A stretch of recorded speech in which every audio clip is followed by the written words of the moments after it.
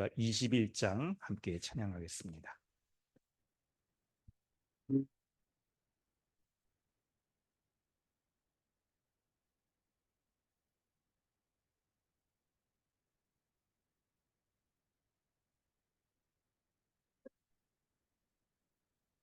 다 찬양하여라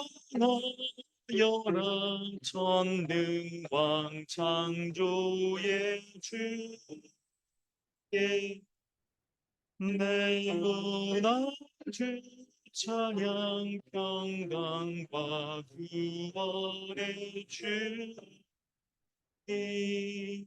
성도를 주의 나와 즐겁게 찬양하여라 다 찬양하여라 놀라운 만유의 주께 모든 나에게 믿을 품어주시는 주님 성도를 주님의 노래서 내 소원 다 이루리라 다 찬양하여라 온 몸과 마음을 바쳐 이 세상 만물이 주 앞에 다 나와 찬양 성도를 깊은 소리 높여 영원히 찬양하여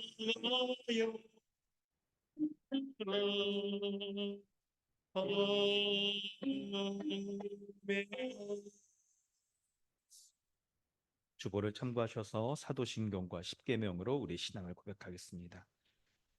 나는 전능하신 아버지 하나님 천지의 창조주를 믿습니다. 나는 그의 유일하신 아들 우리 주 예수 그리스도를 믿습니다. 그는 성령으로 잉태되어 동정녀 마리아에게서 나시고 본디오 빌라도에게 고난을 받아 십자가에 못 박혀 죽으시고 장사된 지 사흘 만에 죽은 자 가운데서 다시 살아나셨으며 하늘에 오르시어 전능하신 아버지 하나님 우편에 앉아 계시다가 거기로부터 살은 자와 죽은 자를 심판으로 오십니다. 나는 성령을 믿으며 거룩한 공교회와 성도의 교제와 죄를 용서받는 것과 몸의 부활과 영생을 믿습니다. 아멘.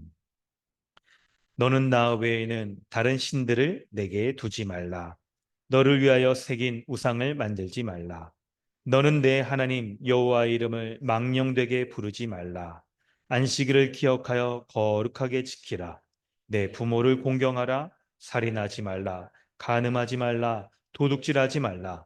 내 이웃에 대하여 거짓 증거하지 말라. 내 이웃의 소유를 탐내지 말라. 아멘. 할데베르그 교리 문답은 82, 83, 84 문답입니다. 자신의 고백과 생활에서 믿지 않음과 경건치 않음을 드러내는 자에게도 이 성찬이 허용됩니까? 아닙니다. 그렇게 되면 하나님의 언약이 더럽혀져서 하나님의 진노가 모든 회중에게 내릴 것입니다. 그러므로 그리스도와 그의 사도들의 명령에 따라 그리스도의 교회는 천국 열쇠를 사용하여 그러한 자들이 생활을 돌이킬 때까지 성찬에서 제외시킬 의무가 있습니다. 천국의 열쇠란 무엇입니까? 거룩한 복음의 전파와 회개를 위해 시행되는 교회의 권징인데 이 두 가지를 통하여 믿는 자에게는 천국이 열리고 믿지 않는 자에게는 닫힙니다. 거룩한 복음의 전파를 통하여 어떻게 천국이 열리고 닫힙니까?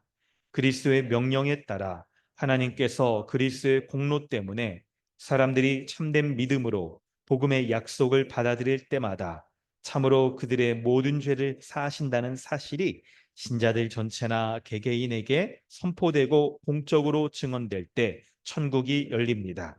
반대로 그들이 돌이키지 않는 한 하나님의 진노와 영원한 정죄가 그들 위에 머문다는 사실이 모든 믿지 않는 자와 외식하는 자에게 선포되고 공적으로 증언될 때 천국이 닫힙니다. 이러한 복음의 증언에 따라서 하나님께서는 이 세상에서와 장차 올 세상에서 심판하실 것입니다. 아멘. 이 시간 우리 함께 믿음으로 고백하며 하나님 앞에 기도하며 주님 앞에 예배하길 원합니다. 하나님께서는 예배의 순서 가운데 죄의 고백의 순서를 통하여 예배하는 자마다 하나님 앞에 자신의 믿음을 점검하며 돌아보게 하셨습니다. 우리가 우리 주 예수 그리스도를 믿기 전에는 하나님 앞에 예배할 수 없었던 자이며 도리어 우리의 죄악 때문에 하나님을 미워하고 마음의 중심으로부터 싫어했던 그 죄악 때문에 하나님의 진노를 받아 죽을 수밖에 없었던 그런 자인 것을 기억하게 하십니다. 그리고 우리의 삶을 돌아보아서 우리 옛사람의 모습에 해당되는 믿지 않음과 경건치 않음이 우리의 삶에 있는지도 돌아보게 하십니다. 네, 우리가 우리 삶 가운데 발견하는 그런 죄악들은 너무나도 엄청난 것이어서 하나님과 맺은 그 언약을 더럽히고 그 언약에 대해서 믿지 않게 하는 것들입니다. 그러므로 우리는 우리 자신을 예수 그리스도를 믿는 우리가 돌아보아서 하나님의 은혜 가운데 합당한 자인지 그리스도의 십자가의 형벌 대속적 은혜에 합당한 의롭고 거룩한 자로 우리가 살아갔는지를 철저하게 돌아봐야 될 것입니다. 이 시간 주의 말씀을 통하여 우리 자신을 돌아볼 때 주의 성령께서 우리의 마음의 중심을 돌아보게 하셔서 하나님의 앞에 합당한 자로 거룩하고 의로운 자로 예수 십자가의 그 십자가의 언약을 붙잡는 믿음 가운데 살아가는지를 돌아봐야 될 것입니다.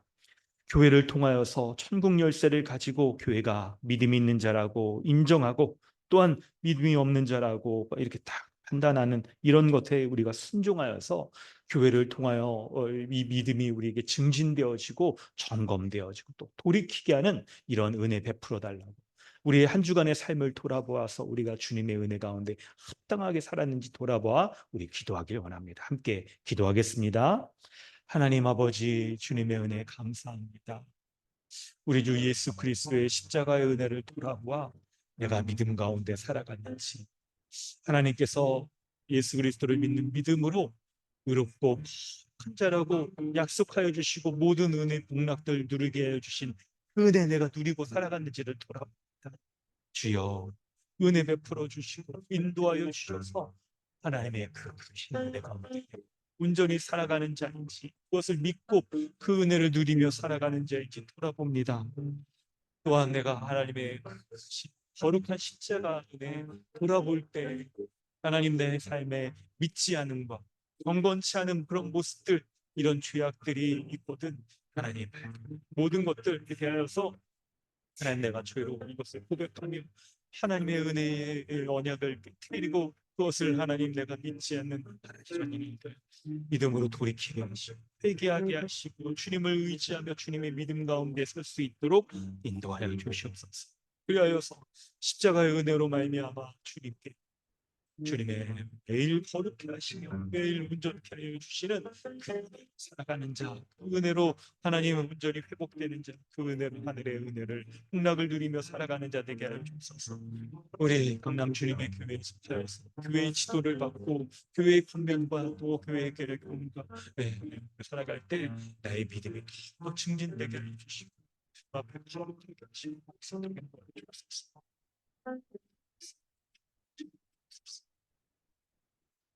하나님 아버지 주님의 은혜에 감사드립니다. 우리 주 예수 그리스도를 믿는 그 믿음만으로 우리를 의롭고 거룩한 자 삼아 주셔서 하나님 나라의 복락을 누리며 살아갈 수 있도록 은혜 베풀어 주신 것 감사드립니다. 한 주간의 우리의 삶을 돌아볼 때 우리가 하나님의 이 십자가의 언약 가운데 맺어 주신 그 은혜들을 누릴 수 있도록 하는 믿음 가지고 살아갔는지를 돌아봅니다. 나에게 믿음이 없어서 말씀을 중심으로 내가 살지 못하고 말씀을 붙잡고 살지 못하고 말씀의 은혜 가운데 순종하며 살아가지 못하였던 모든 것들을 주님 죄로 고백합니다. 주님 불쌍히 여겨주시고 예수 그리스도와 연합하여서 누리는 그 은혜만을 구하며 살아가는 믿음의 사람으로 설 수 있도록 인도하여 주시옵소서.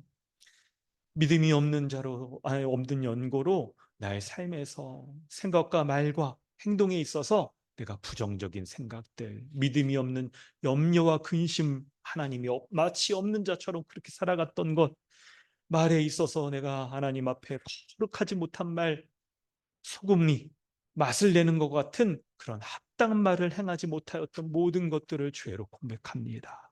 주님, 나의 삶에 있어서 하나님의 말씀을 쫓아서 의롭고 거룩한 삶의가 나의 삶의 열매가 나의 생애에 드러나지 못하였던 모든 것들을 죄로 고백하오니 주님, 이러한 자를 불쌍히 여겨 주시옵소서.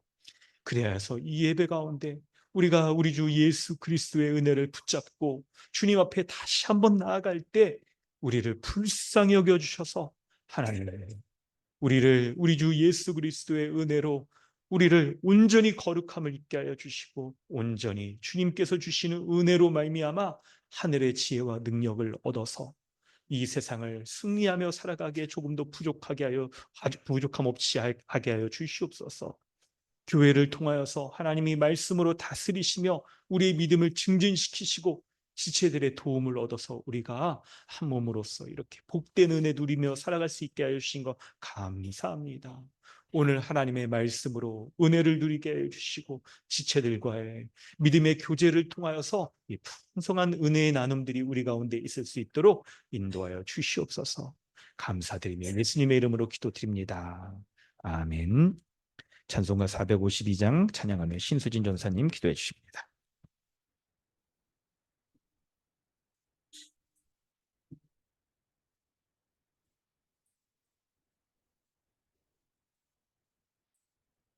내 모든 소원 기도의 제목 예수님 닮기 원함이라.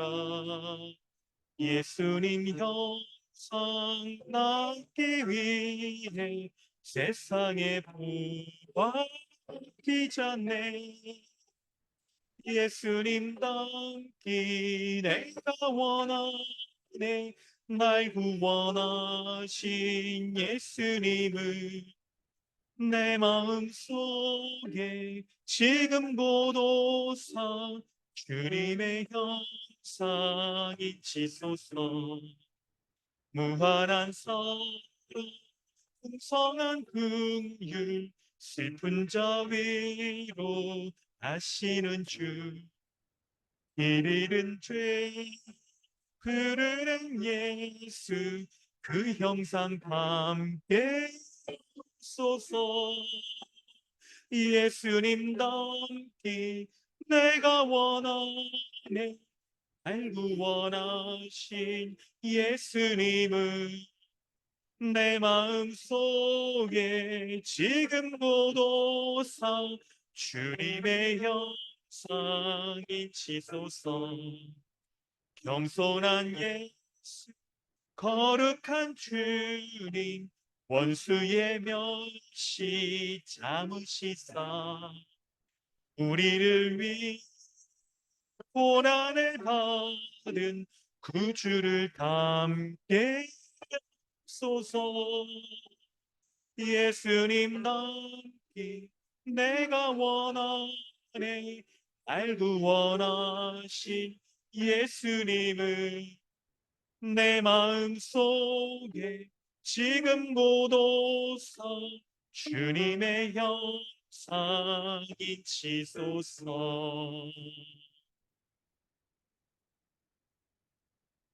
기도하겠습니다. 지금도 살아계셔서 주님의 교회를 은혜로 돌보시는 하나님 아버지, 오늘도 죄인인 우리가 하나님 앞에 나와 예배드릴 수 있는 하나된 새로운 존재로 우리를 불러주셔서 감사와 찬양을 드립니다. 창세전부터 우리를 하나님의 사랑받는 자녀로 택하시고 택하셨을 뿐 아니라 이 땅을 주님의 백성으로 거룩하게 살아갈 수 있도록 교회를 주시고 각각의 충만한 은사들을 부어주셔서 복되게 살아갈 수 있게 하신 은혜에 감사를 드립니다. 주님, 이런 큰 은혜를 받았음에도 불구하고 때로는 세상의 세계관과 제 가운데 흔들릴 때가 있는 우리의 연약함을 긍휼히 여겨 주시옵소서. 그때마다 이 세상보다, 이 땅의 것들보다 위의 것이 더욱 크게 보이는 영적인 눈을 밝히 열어주셔서 위의 것을 날마다 사모하고 바라봄으로 더 이상 옛사람의 모습으로 살지 않고 그리스도와 연합한 자로, 날마다 그리스도로 충만한 자로 서길 원합니다. 죄와 허물로 죽었던 우리를 구원하시기 위해 그리스도께서 십자가에서 화목제물로 죽으시고 부활 승천하셔서 하나님 우편에 앉아 계셔서 오늘도 주님의 교회를 말씀으로 통치하시고 또 모든 상황 속에서도 은혜로 교회를 보호하시는 주님을 날마다 바라봄으로 오직 예수로 충만한 우리가 되길 원합니다. 우리는 더 이상 개인적 존재가 아니라 그리스도 안에서 거룩한 교회적 존재로 날마다 함께 말씀 안에서 거룩해져 가며 함께 그리스도와 연합한 자의 신비를 누리며 서로가 서로를 더욱 풍성하게 하는 지체로서 살아갈 수 있게 하여 주시옵소서. 이를 위해 성령께서 하나 되게 하신 은혜를 깨뜨리지 않고 지키며 복음의 진리 안에서 사랑으로 묶여 날마다 풍성한 하나님 나라를 서로 가운데 누리며 살아가는 강남 주님의 교회가 되게 하여 주시옵소서. 우리 아이들을 위해서 기도합니다. 중등부, 초등부, 유치부 아이들, 또 뱃속의 아이까지 흔들리지 않는 교회의 언약 아래 주님의 거룩한 백성으로 자라날 수 있도록 그리스도의 지혜와 거룩을 부어주시길 원합니다. 이 여름을 몸도 마음도 건강하게 지내며 말씀의 지혜가 날마다 더하게 하여 주시옵소서. 이 시간 말씀을 듣습니다. 전하는 자와 듣는 자 모두 성령의 지혜를 더하여 주셔서 말씀을 잘 깨닫고 주님께 순종하는 자로 설 수 있게 하여 주시옵소서. 이 모든 것 우리 주 예수 그리스도의 이름으로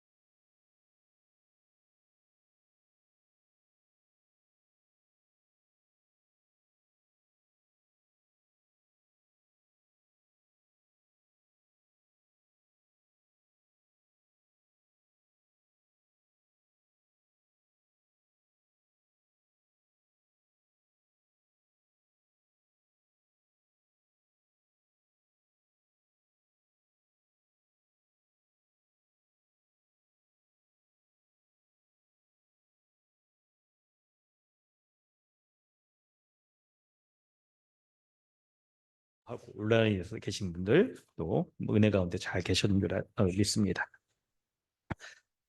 오늘 우리 히브리서 12장 4절부터 11절 말씀 우리 함께 나누려고 합니다. 어느덧 우리 히브리서 말씀 전체 정리하는 것들이 이제 거의 이제 막바지에 또 한 번 더 정리하는 것들이 이제 막바지에 접어들게 되는데, 히브리서 말씀을 정리하면서 이 말씀을 좀 꼭 다시 한번 좀 나눠야겠다, 이런 말씀이 좀 듭니다. 특별히 오늘 말씀을 보면서 히브리서 본문의 말씀과 함께 우리 수련회 기간 동안에 나눴던 골로새서 그 말씀과도 좀 연결해서 우리가 본문의 의미를 더욱더 깊이를 좀 더해 보도록 하겠습니다. 믿음의 사람인 성도는 이 믿음의 삶을 살아갈 때 하나님의 인도하심 가운데 우리가 믿음의 삶을 살아가기 때문에 참 하나님이 인도하셔서 우리가 순적한 믿음의 길을 걸어가기를 다 우리 소원합니다. 그래서 아무런 큰 문제나 어려움 없이 평안하게 이 믿음의 길을 걸어가는 것들을 기대하시죠. 그런데 우리가 믿음의 길을 걸어가다 보면 어느 순간 우리에게 닥치는 어려움과 고난이 있다는 것을 우리는 발견하게 됩니다. 그럴 때 이 믿음의 길을 우리가 걸어감에도 불구하고 닥치는 어려움과 고난 당할 때 우리는 처음에는 이게 굉장히 참 놀라고, 참 어찌하여 나에게 이런 일들이 벌어지는가, 이렇게 그냥 굉장히 이렇게 어리둥절하기도 하고, 때로는 막 마음이 탁 이렇게 낙심이 되어서 믿음의 길을 이렇게 다 걸어가야 되는데 힘을 잃어버리게 되는 일들도 생기는 것이죠. 그때 여러분, 우리가 믿음의 길을 걸어가면서 우리에게 닥치는 이 어려움들, 이것이 어떤 것인가 우리가 좀 잘 알아야 될 필요가 있습니다. 그럴 때 이제 우리가 본문을 좀 이렇게 보는데요. 본문을 좀 세 부분으로 나눌 때 약간 문단하기를 조금 우리 좀 보자면, 첫 번째는 4절을 좀 살피고요. 두 번째는 5절부터 8절까지, 약간 오늘 주보에 조금 문단이 좀 그랬는데요. 5절부터 8절까지를 나누고, 그리고 9절부터 11절까지를 좀 나누도록 하겠습니다. 그래서 제일 먼저 우리 4절 가운데에서는 이게 우리가 당하는 고난의 정도가 어떤 정도인지 딱 이제 그거 말씀을 이제 보도록 하고, 그리고 5절부터 8절까지 말씀에서는 누가 고난을 당하며 그리고 고난이 무엇을 위한 것인지를 우리가 살펴볼 때, 먼저는 고난이 우리에게 있죠. 성경이 말할 때 5절부터 8절에 징계라는 말을 해요. 그래서 겉으로 볼 때는 우리가 당하는 고난이 먼저는 우리가 징계를 당하는 것 같다, 이런 생각을 하게 되는데, 근데 그거를 좀 더 속 깊이 좀 살펴본다면 9절부터 11절에 그 고난이 우리에게 징계로 찾아온다 하더라도 그것이 우리의 유익을 위한 것이다, 이것을 우리가 볼 수 있게 합니다.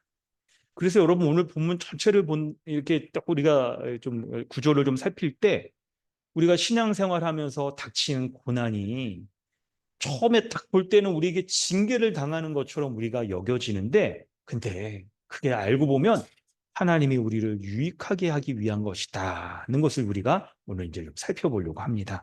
그래서 4절 첫 번째는 고난의 정도가 어느 정도인지, 우리가 당하는 고난의 정도, 그리고 5절부터 8절까지는 그 고난이 누구에게 닥치는지, 고난의 성격은 뭔지, 첫 번째는 징계다. 그리고 세 번째 9절부터 11절의 고난의 성격의 두 번째, 이게 본래 그 성격은 우리의 유익을 위한 것이다 하는 것을 우리가 살펴보려고 합니다. 그럴 때에 여러분, 좀 이런 말씀을 드리면서 이제 본문을 안으로 좀 이렇게 들어가 보려고 합니다. 여러분, 각자 삶에서 당하고 계신, 혹은 이전에 당했던 경험이 있는 고난의 모습이 있으실 거예요. 그런 모습이 있을 겁니다. 저도 이 말씀을 준비하면서 좀 이렇게 돌아볼 때, 그리고 수련의 기간 동안에 또 하나님 주신 은혜도 이렇게 생각해 보면, 내가 당한, 그리고 현재도 이렇게 또 당하고 있는 고난, 이렇게 딱 생각해 볼 때, 이것이 참 이런 모습이었구나 하는 것을 오늘 본문에서 좀 이렇게 볼 수가 있는데, 여러분, 고난 당하는 모습이 있죠. 고난을 당하는 그 출발점이 내가 뭔가를 잘못해서 그러는 경우들도 분명히 있을 거예요. 그런 경우가 있을 겁니다. 근데 때로는 이게 왜 나에게 이런 일들이 벌어지는지 잘 이유를 알 수 없는 모습일 수도 있을 거예요. 그 고난이. 참, 뭐 고난당하는 모습이 뭐 사실 뭐 우리의 있죠? 이제 뭐 돈의 문제이든 사람과의 관계에서 벌어지는 문제이든 또 여러 성격의 모습이든 고난의 그 뭐 출발점은 다양할 겁니다. 근데 내가 그 가운데 뭔가를 잘못하는 것이든 잘못하지 않고 왜 이런 고난을 당해야 되는지 이유도 잘 모르는 경우가 있을 수도 있어요. 근데 여러분, 중요한 점이 뭐냐면, 여러분 이제 이걸 잘 들으셔야 돼요. 오늘 본문을 이해하는 데 있어서 이게 중요한 건데, 고난의 출발점이 나의 죄이든 아니든 그 이유를 잘 모르는 것이든 놀랍게도 거의 항상 그 고난의 모습은 우리의 죄와 연결되어서 드러나요. 죄와 연결되어서. 처음 내가 딱 그 뭔가를 잘못해서 찾아오는 고난일 때는 그것이 아주 선명하겠죠. 분명하겠죠. 나의 죄 때문이라는 것이. 그런데 내가 뭔가 이렇게 잘못한 것 같지도 않은데 벌어지는 일들, 마치, 그렇죠? 그렇지, 머피, 뭐 그런 거 있잖아요. 그냥 뭔가 이렇게 딱 말 이렇게 한마디가 뭐 이렇게 톡 불려지고 막 이러면서 눈덩이처럼 그게 나에게 찾아오게 돼서 그럴 때, 그럴 때에도 내가 취하는 모습이나 마음에 드는 딱 이런 모습, 생각, 이런 것이 죄로 연결되는 경우가 많기 때문에 고난의 출발점은 나의 죄와 상관이 없는 것이라 하더라도 고난을 당했을 때 내가 죄에 얽히는 그런 일들이 많이 벌어져요. 그래서 거의 항상 고난 가운데 우리는 그 고난이 나의 죄와 어떤 연관이 있는지를 살피는 것이 참 유익한 거예요. 그런 것들이 여러분 우리 필요합니다. 그래서 여러분 예를 딱 든다고 한다면 여러분이 지금 각자 당하는 뭐 어떤 고난의 모습들이 있을 겁니다. 예를 들면 딱 있죠. 아니 제가 묵상한 거를 딱 보면 제가 몸이 아픈 거를 딱 생각해 보니까 무릎이 지금 1년 넘게 막 아프고 막 그래서 이제 결국 이제 물리치료도 하고 지금 막 근육 강화 운동도 하고 연골 주사도 맞았는데 안 돼. 그래서 조금 더 근육 강화 해보고 해서 안 되면 이제 수술하려고 이제 날짜 병원도 알아보고 막 그러는데 근데 이런 그냥 육체적인 고난이잖아요. 이건. 뭐 제가 뭔가를 죄를 범해서 무릎이 연골이 이렇게 나가고 막 그러게는 않았을 거 아니에요. 근데 무릎이 아파서 딱 이렇게 불편함을 1년 동안 딱 겪으면서 벌어지는 것 가운데 이 불편한 거, 힘든 것 때문에 벌어지는 다른 죄의 문제들을 연결해서 생각을 해보게 되는 거예요.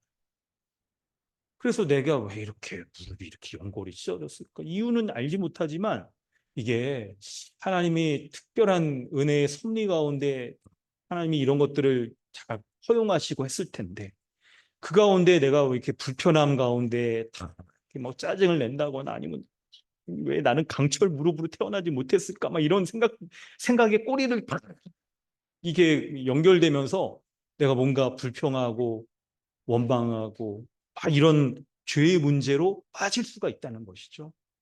그때 여러분 이걸 생각을 해야 되는 거예요. 이걸 허용하신 하나님께서 나에게 나의 연약함 가운데 주시고자 하는 하나님의 유익이 무엇인가? 이거를 생각해 봐야 된다는 것이죠. 여러분 이걸 이제 명심해 보세요. 그리고 본인의 경우들을 적용해서 여러분 생각하시는 게 필요한 거예요. 이런 말씀을 오늘 드리려고 합니다. 이런 말씀들을. 그래서 4절 말씀을 딱 생각을 이제 좀 본문으로 좀 들어가 보고 다시 한번 이걸 우리 개인적으로 어떻게 말씀을 깊이 적용해 보면 좋은지를 좀 설명을 드려볼게요. 4절에 보면 너희가 죄와 싸우되 아직 피 흘리기까지 대항하지 아니하고 라고 말씀이 되어 있습니다. 지금 이 히브리 교회는요, 히브리 교회는 이 로마 제국 가운데 살아갔던 그런 자들인데, 이제 로마에서 믿는 교회를 이렇게 시험하고 또 이렇게 믿음에 대해서 압박하는 그런 시기를 이렇게 지나고 있습니다. 그래서 그들이 로마 당국으로부터 또 이렇게 전 국가적으로 이렇게 믿음의 고난을 당하고 있는 그런 상황이었어요. 그런데 그렇기 때문에 여러분 이걸 생각해 보면 이들이 근데 있죠. 이들이 뭔가를 또 잘못해서 막 이렇게 뭐 지금 로마 당국으로부터 죄를 뭐 저질러 가지고 막 하고 그런 거는 또 아니에요. 근데도 불구하고 뭔가 로마 당국이 다 고난을 가하고 그럴 때 이들이 대항하면서 어떤 죄를 저지를 수 있게도 되고 막 이런 일들이 벌어질 거예요. 근데 그런 내용들은 정확하게 뭔가는 모르더라도 네, 1차적으로 여기서 뭐를 생각하라고 말하냐면 죄와 싸우되 아직 피 흘리기까지는 대항하지 아니하고라고 나옵니다. 요 아직 피 흘리기까지 대항하지 아니하고라는 말이 좀 우리에게 이해를 좀 더 하게 만드는데요. 이걸 타번역본을 살펴보면 이런 여러 번역본들을 제가 이렇게 딱 한 몇 개 이렇게 좀 살펴보니까 뭐라고 나오냐면 피 흘릴 정도로 심한 싸움을 치르지는 않았다. 이렇게 나오는데 이게 이제 뭐를 가리키냐면 이들이 고난당하는 그래서 또 이렇게 죄와 싸워야 되는 막 이런 고난을 당하는데 그 고난의 정도가 피를 흘려야 될 정도까지 그러니까 딱 죽음을 당하는 막 그런 극한의 고난의 정도까지는 당하지 않았다라고 얘기를 하는 거예요. 여러분 이게 고난에 대해서 오늘 본문을 다 처음 시작할 때 이 말씀을 왜 하는지를 우리가 잘 살펴야 됩니다. 이들은 막 굉장히 어리둥절했을 거예요. 로마 당국에 의해서 이들이 굉장히 이렇게 막 압박을 당하고 또 특별히 고난 당하는 거 여러분 당시 이게 배경적인 거 이걸 조금 더 설명을 해본다면 이 있죠. 이 그 유대인들이 기독교인들을 이제 굉장히 이제 핍박하기도 하고 안 좋게 여기기도 하고 로마 당국과 결탁되어져서 예수님 죽일 때도 그랬잖아요.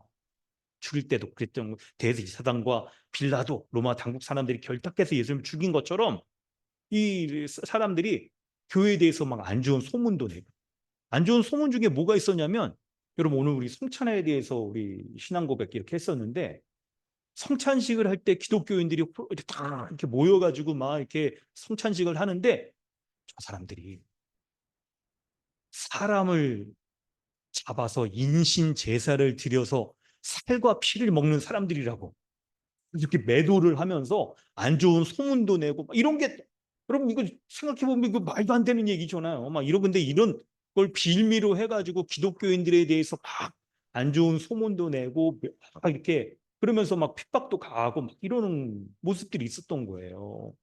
막 이러면서 이 사람들이 막 이들의 믿음에 대해서 막 핍박하고 막 그랬던 일이 벌어지면서 이제 로마 당국에 여러분 아시죠? 로마 황제들에 따라서 막 굉장히 네로 황제 같은 경우에는 막 엄청난 핍박을 가하고 막 그러고 있었잖아요.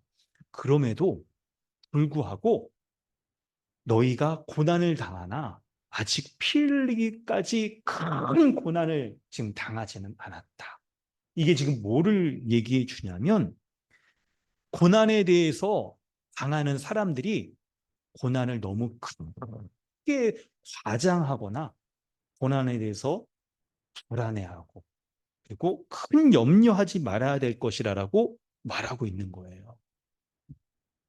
그들이 당하고 있는 이 고난이 어려운 것이라고 하더라도 예수님이 십자가에서 피 흘려서 생명을 드려야 했던 것과 같은 그러한 큰 고난, 극심한 고난에까지는 다다르지 않았다라고 얘기하면서 너희가 당하는 고난에 대해서 너무 크게 과장하지 마라.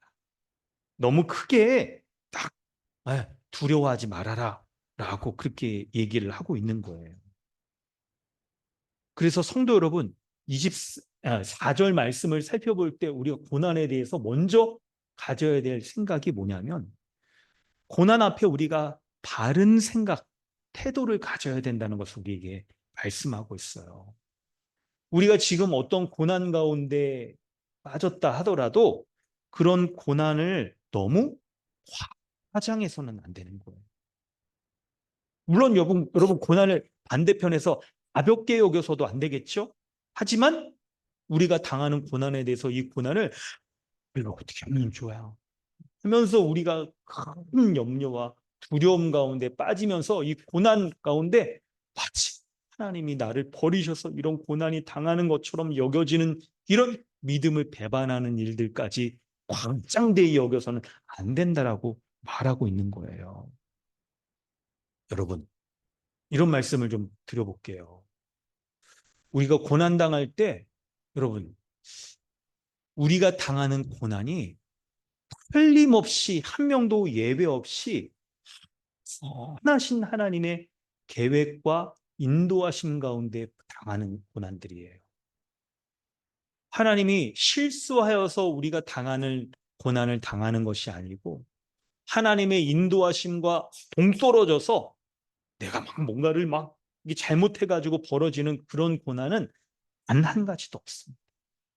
그렇기 때문에 성경이 하나님의 인도하심 가운데 우리에게 허용되어지는 섭리적인 고난이기 때문에 너희가 고난을 당할 때 하나님이 죽지 않을 정도의 고난을 베푸시기 때문에 너희가 고난에 대해서 너무 확장하거나 큰 두려움을 갖거나 믿음을 잃어버리는 것처럼 믿음이 약해져서는 안 된다라고 우리에게 말씀하는 거예요. 왜냐하면 그 이유들을 이제 말합니다. 이유를 말하기 전에 먼저 고난에 대해서 우리가 딱 최종 가이드라인, 이거 넘지 말아야 될 선을 우리에게 알려줘요. 하나님이 우리를 허용하시는 고난이기 때문에 너무 하나님 없는 자처럼 두려워하거나 고난을 확장하지 말 것에 대해서 말을 한 다음에 그리고 나서 5절부터 8절까지 말씀을 이어가는데 왜냐하면 우리가 당하는 고난이 바로 하나님이 사랑하는 자녀에게 주시는 고난이기 때문에 그렇다는 거예요. 자녀에게 주시는 고난. 여러분 4절부터 8절의 말씀을 찾아보면 반복되는 단어들이 몇 가지가 있습니다. 여러분 잠깐 지금 한번 보실래요? 지금 한번 눈으로 한번 쭉 보세요. 어떤 말들이 반복되고 있습니까? 눈으로 한번 좀 보세요.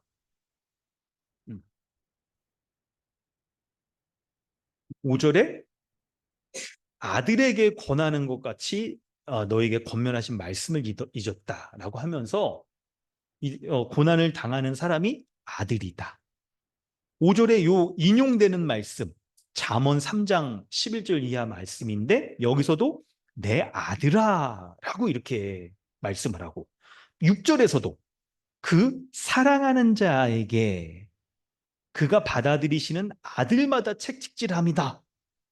7절에도 아들과 같이 너희를 대우하시고 아버지가 징계하는 것처럼 너희에게 고난을 주신다. 이렇게 말씀하고 있잖아요. 게다가 8절에서는 뭐라고까지 얘기하냐면 고난은 누구에게 주는 거라고 말해요?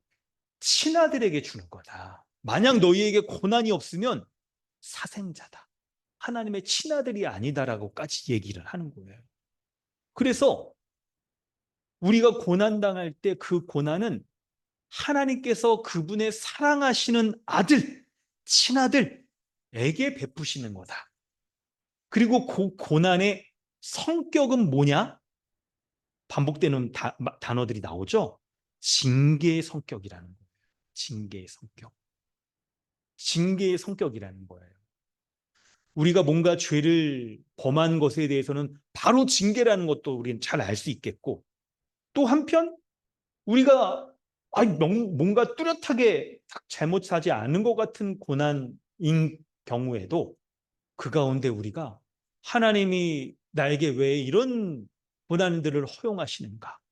그 하나님의 인도하심과 섭리하심에 대해서 생각해 보면서 고난당할 때 우리는 그 고난 때문에 죄에 빠지기도 할 때, 그때 하나님이 우리로 하여금 그 고난 속에서 하나님의 징계를, 더욱더 우리를 하나님의 사랑하시는 아들답게 만드시는 그 하나님의 인도하심을 발견하게 되는 거예요.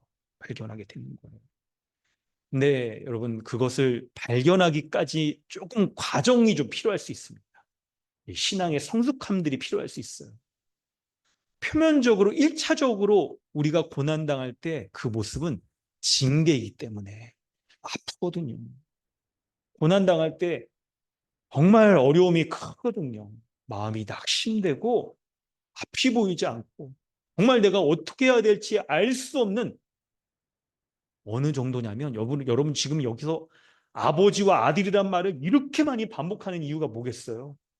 우리가 고난당할 때 그 고난당하는 상황 가운데 있을 때 어우, 앞길이 안 보이고 좌우에 도와줄 사람조차도 보이지 않는 경우가 태반이기 때문에 그 고난당할 때, 야, 나 이제 끝장났구나.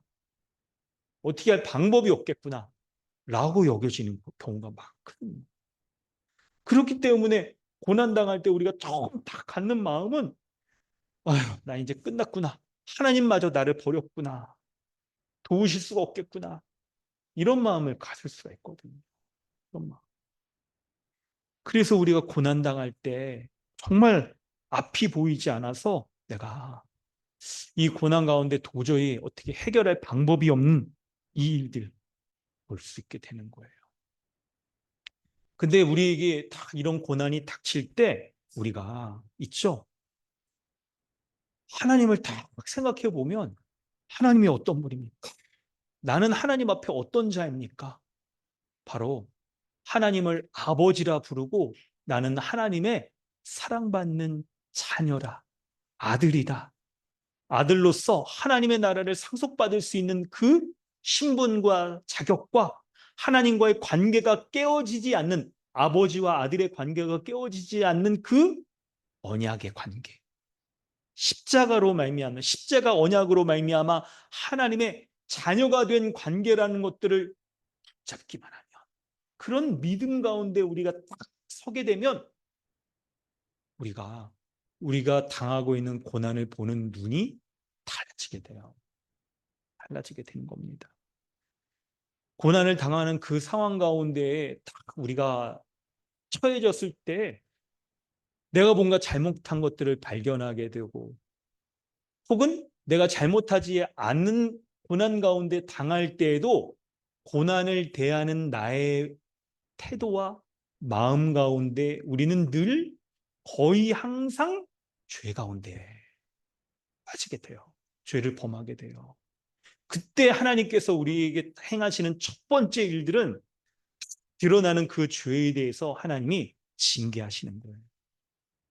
그래서 고난 가운데 있는 우리에게 때로는 사람들의 말을 통하여서 하는 많은 일들을, 우리를 판단하거나 정죄하거나 우리를 하는 그런 죄에 범하는 모습에 대해서 말하는 그런 모습들이 처음 당할 때는 그런 말도 안 되는 말들을 하는 거예요. 나는 그런 적이 없다. 그렇지 않다. 라고 하는 것들로 우리가 딱 우리 자신을 변호하고 막아내려고 하는 것, 그게 우리의 반응일 텐데요.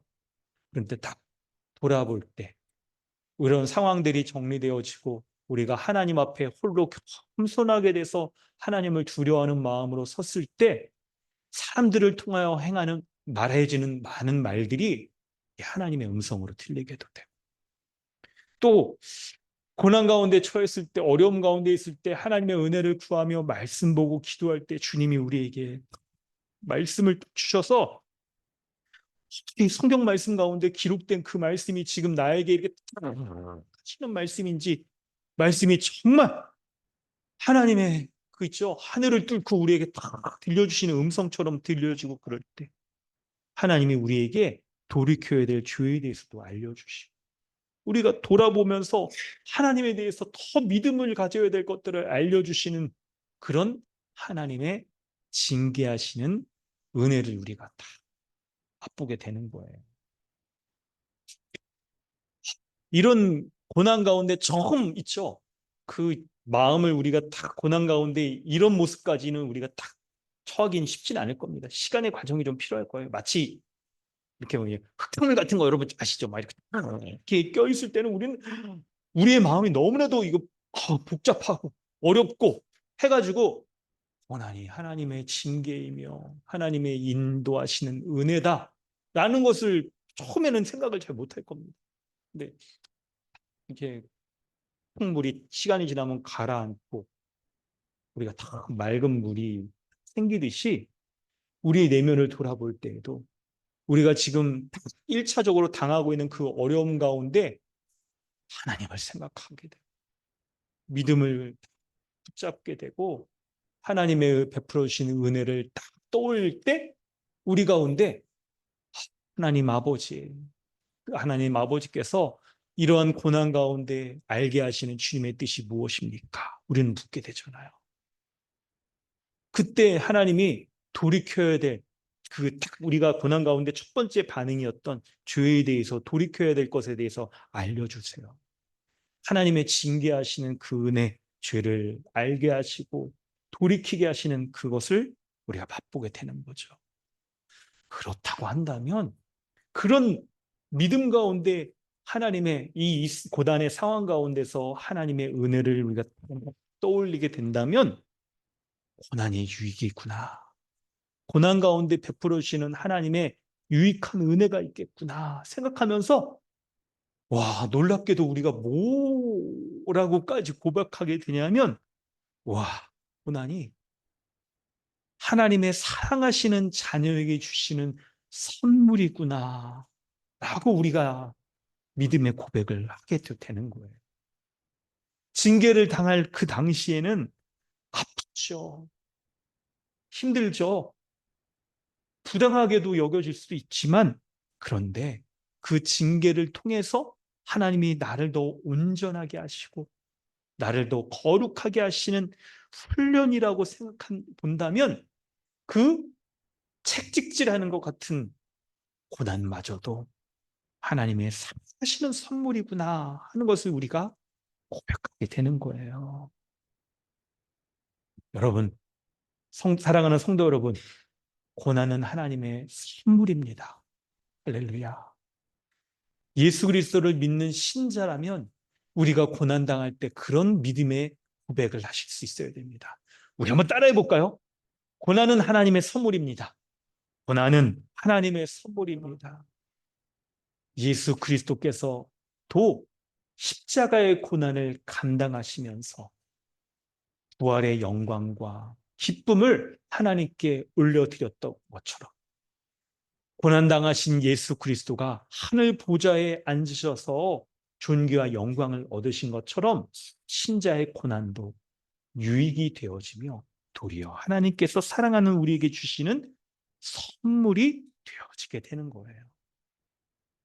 그럴 때 성도 여러분, 이 말씀을 생각해 보면서 우리가 이런 생각을 해보는 거예요. 세상에 믿지 않는 사람들이 당하는 고난과 신자인 우리가 당하는 고난은 어떻게 다를까? 이런 생각을 해보게 됩니다. 여러분, 세상의 사람들도 고난은 선물입니다. 이런 생각, 이런 얘기들을 많이 합니다. 이런 얘기들을 많이 해요. 그런데 그런 고난에 대해서 사람들이 말할 때 너도 나도 하는 공통적인 말들이 있는데요. 고난은 우리가 예측할 수 없을 때 찾아오고 그 고난이 너무나도 감당하기 어렵기 때문에 사람들은 다 피하고 싶어 한다. 그렇게 고백을 합니다. 하지만 고난당할 때, 아이, 그걸 삼키면 좋은 약은 입에 쓰다. 이러면서 우리가 감당하면 우리에게 유익이 된다. 라고 이렇게 고난에 대해서 말하는데 사실 성도 여러분, 여기서 세속적인 세계관에 입각한 고난의 모습들과 신자의 고난을 여러분 구별하실 수 있어야 돼요. 그런 고난은 숙명론적인 인생관에서 비롯되어지는 고난이에요. 왜냐하면 신자가 당하는 고난은 놀랍게도 예측할 수 있고 감당할 수 있는 고난이거든요. 여러분, 우리의 고난을 예측할 수 있다? 이 말을 딱 생각해 보면, 내가 요런 거 딱 피하면 고난당하지 않겠구나 하는 면에서 예측하는 거, 그런 면들도 있죠. 그래서 우리가 죄를 피하면 죄로 인한 고난 당하지 않을 것에 대해서는 예측할 수 있을 겁니다. 근데 놀랍게 놀랍게도요, 우리가 있죠.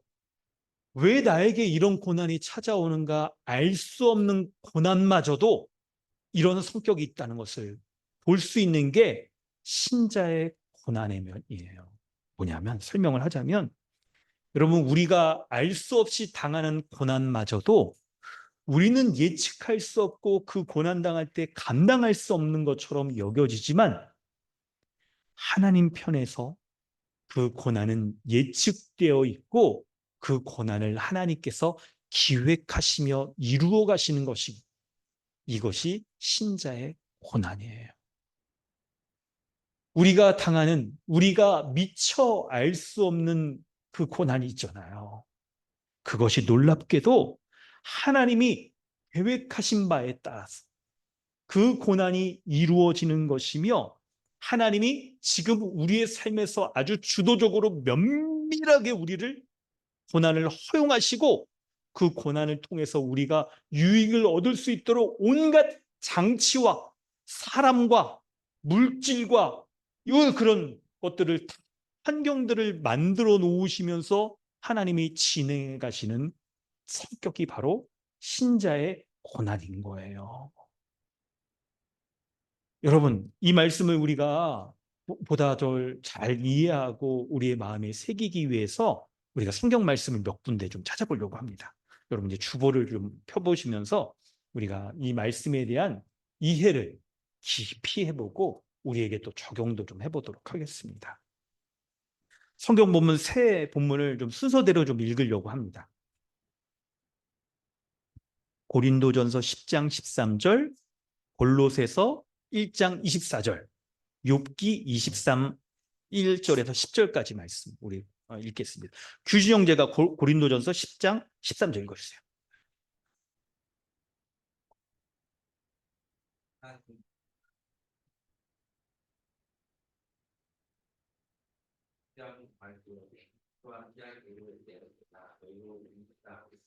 아멘. 우리가 감당하는 그 시험은요, 하나님이 감당할 만큼만 고난을 주신다는 거예요.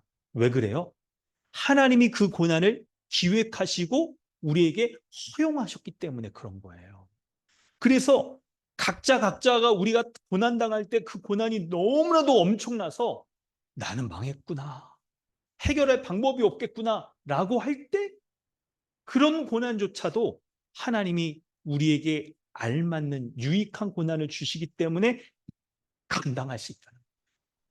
시험 당할 때 피할 길도 우리가 얻을 수 있다는 거예요. 그리고 그 고난의 성격을 이제 좀 생각해 본다면 골로새서 1장 24절 수연자매 한번 읽어주세요.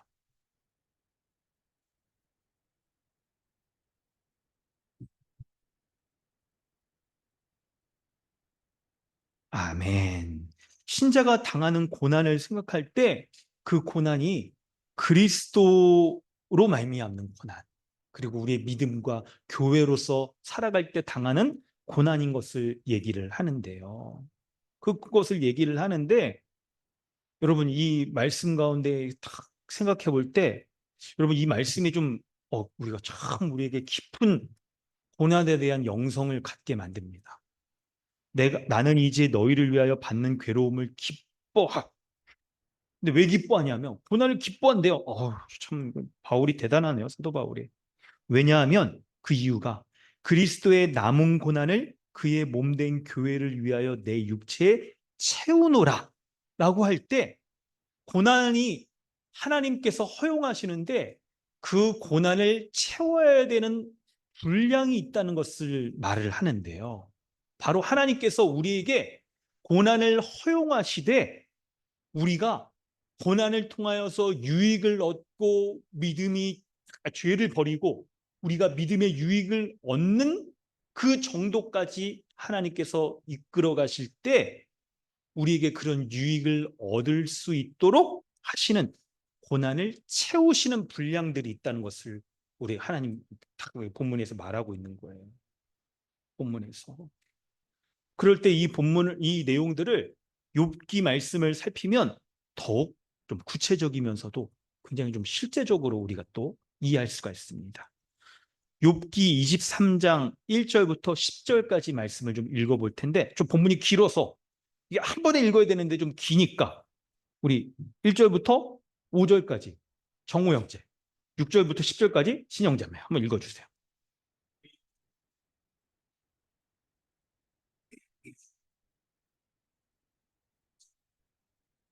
내가 어떻게 하면 하나님의 사랑하고 그의 뜻을 나누고 어찌하면 그 앞에서 내가 후소하는 근거를 받을 때 이것을 믿고 내게 대답하시는 말씀을 내가 알고 내게 열심히 듣는 내가 끝나리라.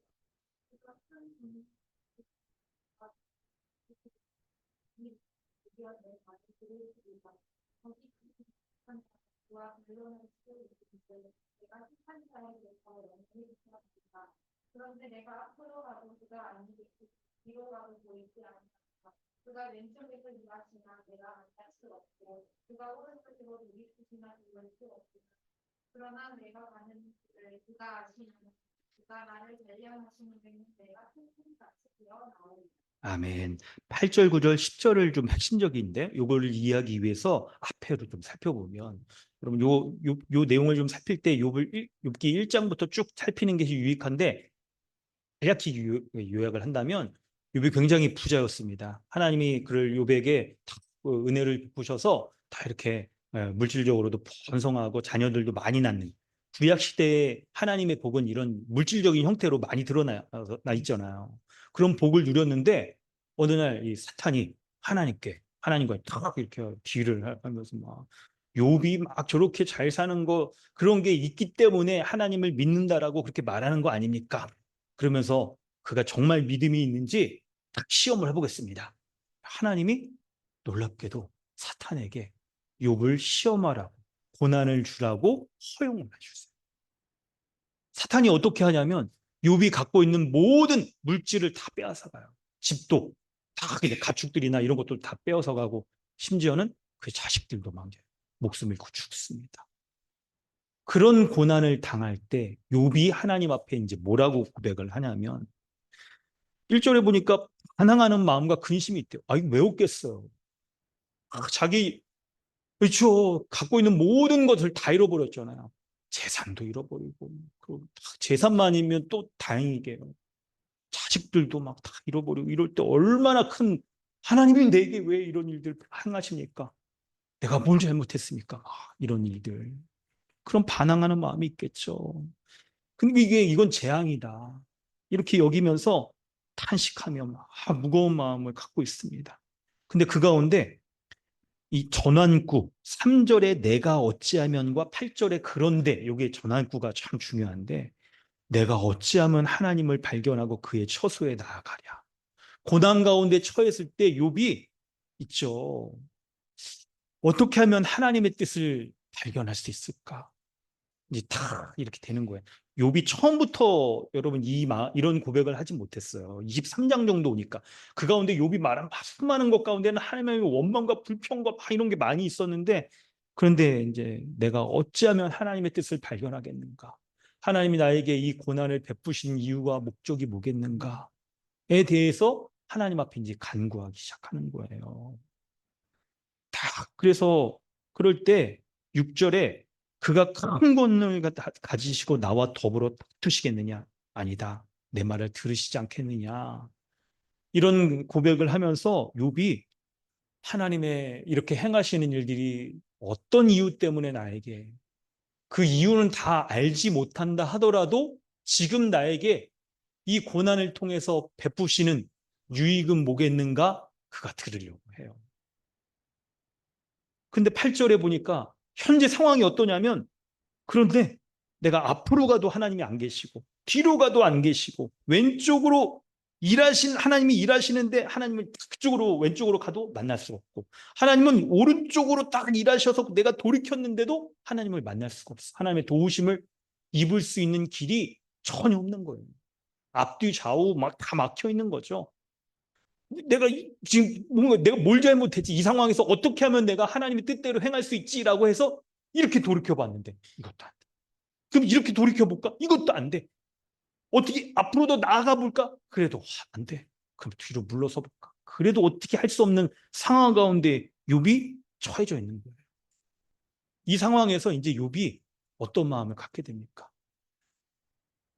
내가 이 고난당하는 가운데 하나님의 뜻이 무엇인가? 그것을 이제 하나님이 나에게 원하시는 것은 무엇인가? 그것을 돌이켜보면서 하나님이 다 원하시는 것, 그것을 순종하며 따르려고 하는 마음들을 갖게 되는 거죠. 그러면서 10절에 믿음의 고백을 하는 겁니다. 내가 현재 고난 가운데 왜 이런 고난이 찾아왔는지 그 이유는 알 수 없고, 이것을 해결할 수 있는 방법도 찾을 수 없지만, 그러나 내가 가는 길을 그가 아신다. 이건 분명하다. 하나님이 섭리하시고 인도하심 가운데 이 고난이 베풀어진 것, 그건 분명하다. 그러니까 하나님이 내가 가는 길을 그분이 아시니까 이 고난의 상황 가운데서도 나를 단련하셔서 순금처럼 정결하게, 견고하게, 거룩하게 그렇게 만드실 것이다 하는 것은 이거 분명하다.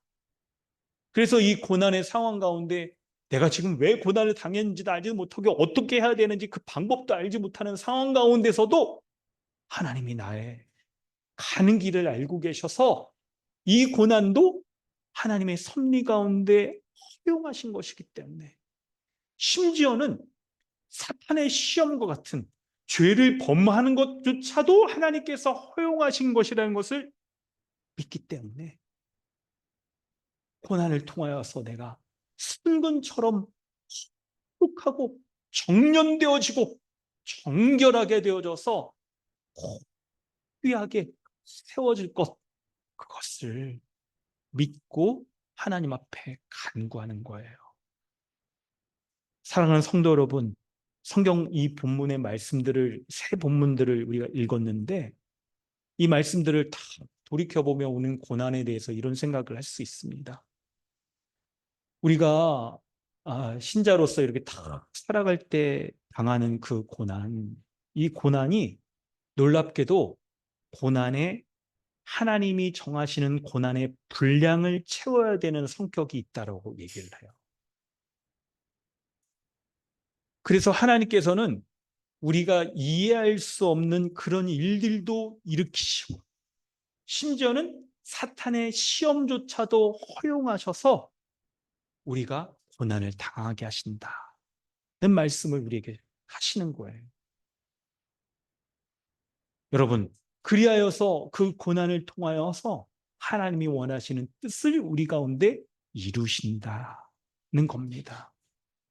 그렇기 때문에 여러분, 이제 우리에게 자신에게 좀 적용하여 본다면, 우리가 어떤 일들을 당할 때 그 당하는 일들을 미처 우리의 시각에서 이해할 수 없는 일이 벌어진다 하더라도, 고난의 정도가 너무나도 커서 도저히 해결할 수 있는 방법이 없는 것처럼 여겨진다 하더라도 두려워하거나 낙심하지 마셔야 돼요. 할렐루야. 고난이 섭리하시는 하나님 아버지께서 우리를 유익하게 하기 위하여서 하나님이 허용하시는 거기 때문에 그래요. 고난당할 때 여러분, 우리 마음 가운데 우리가 뭔가 잘못한 거 뭘까 이런 것 때문에 자책하는 마음이 많이, 내가 이거 안 했다면 이런 고난 가운데 휩싸이지 않았을 텐데 하는 마음 막 들면, 그런 말 하지 말고, 그런 선택하지 말고, 이런 거 하지 말걸, 이런 생각 많이 한다고요. 근데 거기서 벗어나셔야 돼요. 이 모든 것조차도 우리를 섭리하셔서 인도하시는 하나님의 은혜 가운데 벌어진 것이라는 것을 믿음을 갖게 되면 더 이상 그런 불안함이나 후회나 이런 것들은 좀 버려두고 우리요, 하나님을 온전히 바라봐야 되는데요. 그 하나님이 어떤 분이시냐면, 하나님이 우리를 온전하게, 순금과 같이 온전하게 하기 위하여서 고난을 허용하시고, 그 가운데, 고난 가운데 유익을 누리게 하시는 하나님이라는 것을 알아야 되는 거예요. 하나님을 알아야 되는 겁니다. 때때로 우리가 당하는 그 고난의 문제가 우리 자신의 모난 부분일 수도 있기도 하고, 혹은 자식의 문제일 수도 있기도 하고, 육체의 건강의 문제일 수 있기도 하고, 정신적으로 딱 우리가 매여 있는 그런 모습일 수 있기도 하고, 돈의 문제일 수 있기도 하고, 직장에서의 문제일 수 있기도 하고, 등등 다양하죠. 하나님이 우리를 유익하게 하기 위하여서 그분이 섬세하면서도 온전하게 기획하셔서 우리에게 적절한 유익을 얻을 수 있을 만한 일들을 베풀어 주시는 거예요. 고난당할 때 여러분, 고난의 그 순간에서 우리가 그 자체가 너무나도 감당하기 어렵고 괴롭고 후회되어서 그것에 매이기 당연합니다. 근데 거기에서 믿음을 가지세요. 하나님이 나에게 이런 것을 허용하신 것이라고 한다면 이 가운데서 하나님의 뜻을 발견하고 하나님이 원하시는 모습을 찾고 내가 순금처럼 거룩하게 서야 될 모습은 뭐냐? 순금처럼 죄악된 것을 정련해서 버리고 주님 앞에 돌이켜야 될 것은 뭐냐? 하나님의 뜻을 발견하며 주의 은혜를 구해야 될 것은 뭐냐? 이거를 돌아봐야 되는 거예요. 놀랍게도 우리 주님은 그러한 은혜를 바로 복음의 은혜 가운데 우리를 깨닫게 하세요. 복음은 하나님의 능력입니다. 모든 죄인을 변화시키시며 저주와 심판 가운데 건지셔서 은혜의 복락을 누리게 하시고 그 은혜의 복락을 누릴 수 있도록 합당한 의롭고 거룩하고 하나님 앞에 섰을 때 합당한 자로 여기게 만드는 것은 바로 복음이에요. 복음은 능력이 있습니다. 우리를 구원하고 우리를 거룩하게 하는 능력이 있는 거예요. 그래서 고난당할 때 하나님의 뜻이 무엇인지 알길 원합니다 라고 하는 기도의 마음이 생기거든 그때 그런 마음으로 주의 복음으로 돌아가세요. 다시 십자가로 그리스도의 은혜로 우리를 충만케 하시는 그리스도께로 돌아가는 거예요. 그러면 그리스도의 은혜를 깨닫고 십자가의 그 은혜를 깨닫고 우리가 주의 뜻 가운데 내가 합당하게 서야 될 것인지 무엇인지 알게 하는 지혜가 우리에게 주어지고 능력도 우리에게 주어지고 주님의 공의로운 사랑의 은혜로 우리를 건져내시고 인도하시는 그 하나님의 손길도 맛보게 되는 것입니다. 할렐루야. 사랑하는 우리 강남 주님의 교회 성도 여러분, 여러분은 지금 어떤 고난 가운데 있으십니까?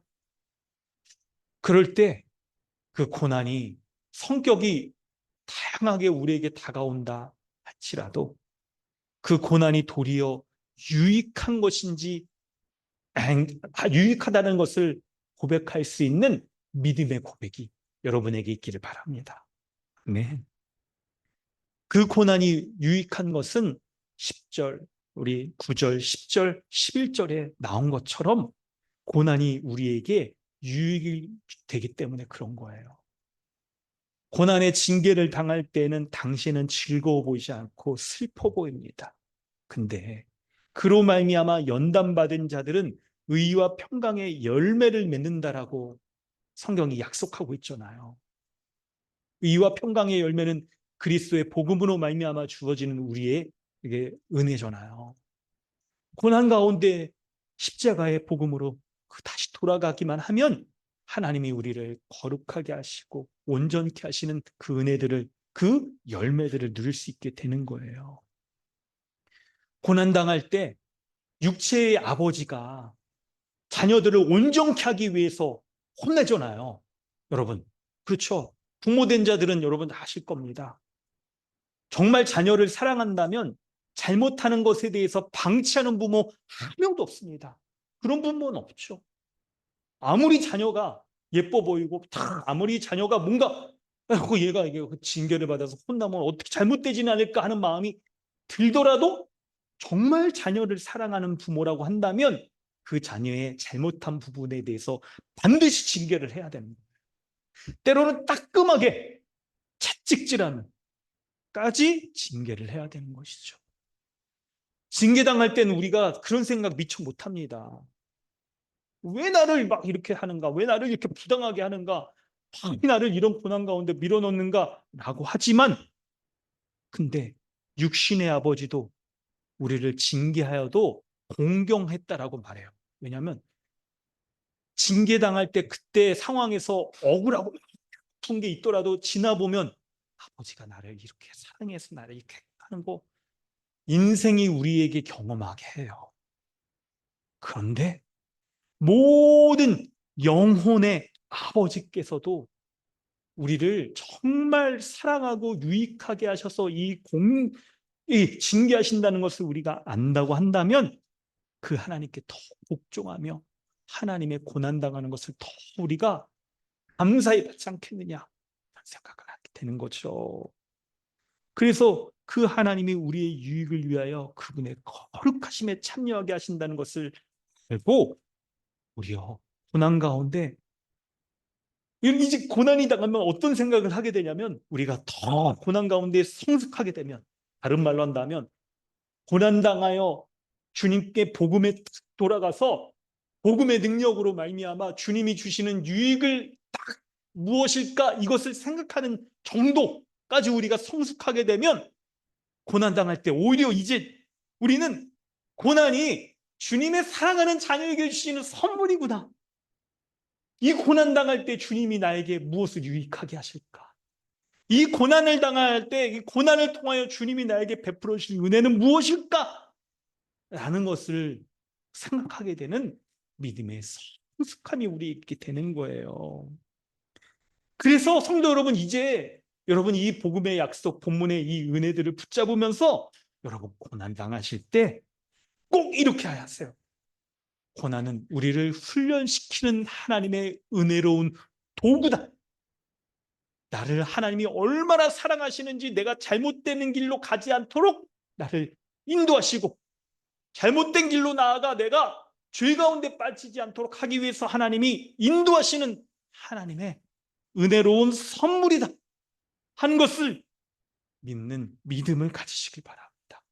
그래야 하여서 고난당할 때 하나님을 더욱 신뢰하고 고난을 이겨낼 수 있는 주님의 말씀 주시옵소서. 복음의 능력으로 다시 힘을 얻어서 고난을 당할 때 내가 죄 가운데 회개하며 돌이켜야 될 것이 무엇인지 알게 하여 주시고 이 고난 가운데 하나님을 향하여 그리고 지체들을 향하여 도움을 얻어서 내가 돌이켜야 될 지점은 무엇인지 알 수 있는 은혜 베풀어 달라고 그렇게 기도하시기 바랍니다. 사랑하는 성도 여러분, 오늘 말씀을 마쳤습니다. 말씀 들은 자들은 하나님 앞에 반드시 기도해야 됩니다.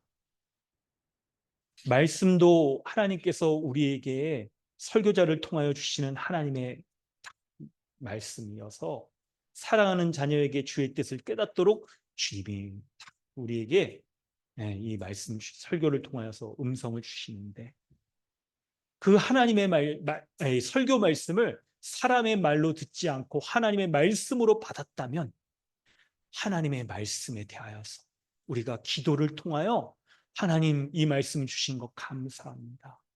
오늘 말씀 가운데 주의 뜻을 이렇게 깨달았습니다. 하나님 나에게 고난 주신 것 무엇인지 그 고난을 통하여서 돌이켜야 될 하나님의 유익은 무엇인지 내가 주님 앞에 기도하길 원합니다. 마땅히 그렇게 기도하셔야 됩니다. 오늘 이 시간 말씀을 돌이켜보면서 여러분 다 눈을 감고 우리의 마음의 중심을 다하여 하나님 앞에 기도하길 원합니다. 사랑하는 성도 여러분, 고난 가운데 있을 때 능력의 복음을 붙잡으십시오. 복음의 비밀이신 예수 그리스도 십자가 가운데 우리가 제대로 돌아가 그 말씀 가운데 서 있기만 한다면 주님은 말씀을 통하여 우리에게 의와 평강의 열매를 맺을 수 있는 은혜를 베푸십니다. 고난당할 때 어찌해야 될지 모를 때 인간적인 해결 방법도 보이지 않을 때 먼저 주님의 십자가의 복음 그 가운데 무릎을 꿇으십시오. 어떻게 해서부터 마음으로부터 하나님을 원수 삼는 죄인이 하나님의 진노로부터 벗어나 하나님의 사랑하는 자녀로 설 수 있습니까? 복음의 능력입니다. 어떻게 해서 우리와 같은 자가 거룩하고 흠없는 자가 되어서 하나님 앞에 온전히 설 수 있고 하나님의 교제를 할 수 있고 하나님의 그 사랑을 받으면서 이 세상을 하나님의 인도함 가운데 살아갈 수 있단 말입니까? 그것은 오직 하나님의 복음의 능력입니다. 그 능력의 복음은 우리의 삶의 모든 영역에서 역사하고 신자의 삶의 믿음, 사랑, 소망을 풍성하게 드러낼 것이며 우리의 부정적인 생각, 믿음이 없는 모습, 불안한 마음들, 근심하는 것, 염려하는 것, 방법을 찾지 못하는 것 가운데 모든 것들을 다 바꾸어서 하나님이 주시는 의로움을 갖게 하고 평강을 누릴 수 있도록 하시는 것입니다.